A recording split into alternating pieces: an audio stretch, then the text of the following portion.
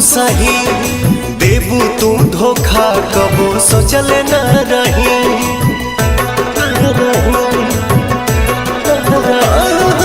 लोगवा के बतिया कई दिहल तू सही देबू तू धोखा कबो सोचल न रही।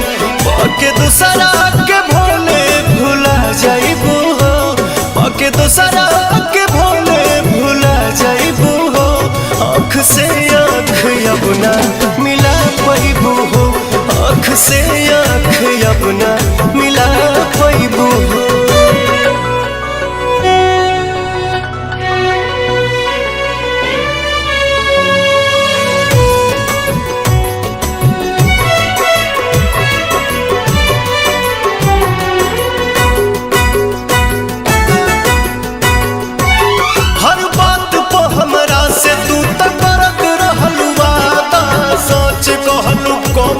से झूठ बोललू ज्यादा, झूठ बोललू हर बात पे हमरा से तू तो करत रहलू वादा। सच कहलू कम हमसे झूठ बोललू ज्यादा। चोट मरले बारू तू कब खा जाइबू हो, चोट मरले बारू तू कब खा जाइबू हो। आँख से आँख अपना मिला पैबू हो, आँख से आँख अपना मिला पैबू हो।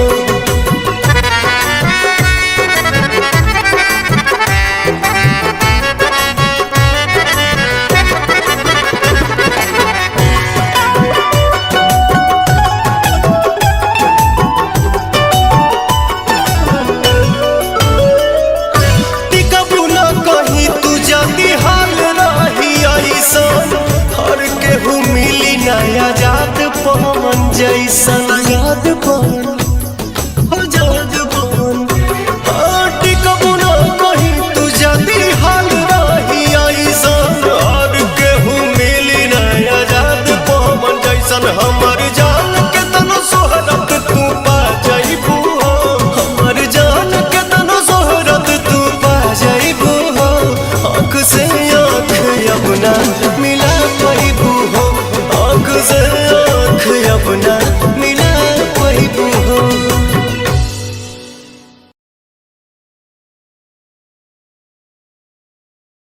से आँख अपना मिला पैबू हो, आँख से